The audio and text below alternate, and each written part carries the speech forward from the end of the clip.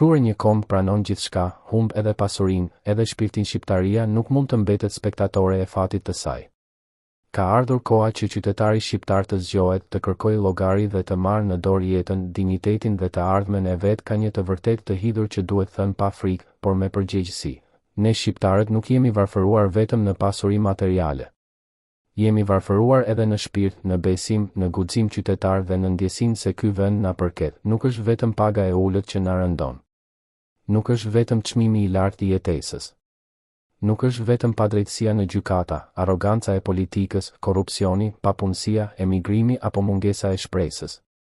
Problemi më i madh është se, për shumë kohë, kemi mësuar të pranojmë gjithçka, kemi pranuar të na nëpërkëmbin dhe kemi heshtur, kemi pranuar të na grabitet e ardhmja dhe kemi ulur kokën, kemi pranuar që politika të sillet si pronare e shtetit, ndërsa qytetari të trajtohet si i huaj në vendin e tij, kemi pranuar që drejtësia të jetë e fortë me të dobëtin dhe e dobët me të fortin, kemi pranuar që të rinj të ikin, familjet të ndahen, fshatrat të zbrazen, qytetet të shtrenjtohen dhe Shqipëria të kthehet në një vend ku shumica mbijeton, ndërsa pakica sundon, por një komb që pranon çdo padrejtësi, një ditë zgjohet dhe kupton se nuk ka humbur vetëm paranë. Ka humbur dinjitetin. Ka humbur zërin. Ka humbur besimin te vetja, dhe pikërisht këtu duhet të fillojë zgjimi. Shqipëria nuk është pronë e pushtetarëve. Nuk është pronë e partive. Nuk është pronë e oligarkëve, e grupeve të interesit, e atyre që e shohin shtetin si plaçk dhe qytetarin si numër elektoral. Shqipëria është e shqiptarëve, shqiptaria është e të gjithëve. Është e punëtorit që zgjohet në mëngjes dhe nuk ja del të mbyll muajin. Është e pensionistit që ka punuar një jetë dhe sot trajtohet me lëmosh. Është e të riut që nuk sheh perspektivë. Është e nënës që rrit fëmijë mes pasigurisë. Është e mësuesit, mjekut, fermerit, studentit, emigrantit, sipërmarrësit të ndershëm dhe çdo qytetari që kërkon vetëm një gjë, të jetojë me dinjitet në vendin e vet. Prandaj është koha të ndalojmë së prituri shpëtimtar. Asnjë komb nuk shpëtohet nga ata që e kanë përdorur për dekada. Asnjë shoqëri nuk ringrihet duke heshtur. Asnjë e ardhme nuk ndërtohet duke u ankuar në kafene, në komente, në rrugë apo në heshtje, por pa veprim qytetar. Revolta nuk do të thotë dhunë. Revolta e vërtet është ndërgjegjësim. Është qytetari që refuzon të shitet. Është votuesi që kërkon llogari. Është i riu që nuk pranon të përdoret. Është familja që nuk pajtohet me padrejtësinë.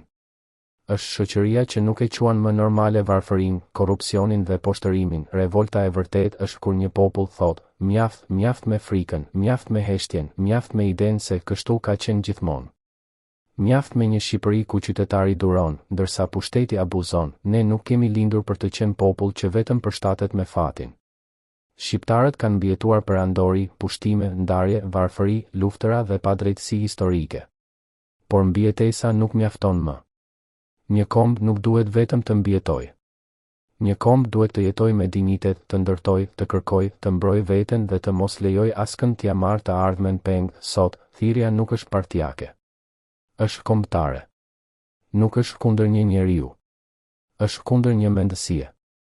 Kundër mendësisë që na do të bindur, të varfër, të lodhur, të ndarë dhe të heshtur. Shqiptaria duhet të zgjohet, jo me urrëtie, por me vetdije, jo me kaos, por me organizim, jo me fjalë boshe, por me kërkesë të qartë për drejtësi, dinjitet, ekonomi të ndershme, shtet funksional dhe të ardhme në vendin ton. Çdo shqiptar duhet ta pyesë veten sot: a do të vazhdojmë të pranojmë gjithçka, apo do të fillojmë më në fund të kërkojmë atë që na takon?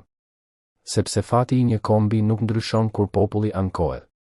Ndryshon kur populli zgjohet, dhe sot, më shumë se kur, Shqipëria ka nevojë për qytetar të zgjuar, jo për spektator të lodhur. Ka nevojë për njerëz që e kuptojnë se atë nuk mbrohet vetëm me flamur në festa, por me zë, me përgjegjësi, me kuraj dhe me refuzimin për të nënshtruar. Shqipëria është e jona, shqiptaria është e jona, dhe fati ynë nuk duhet të jetë më në duart e atyre që na kanë mësuar të heshtim, por në duart e një populli që më në fund e kupton fuqinë e vet.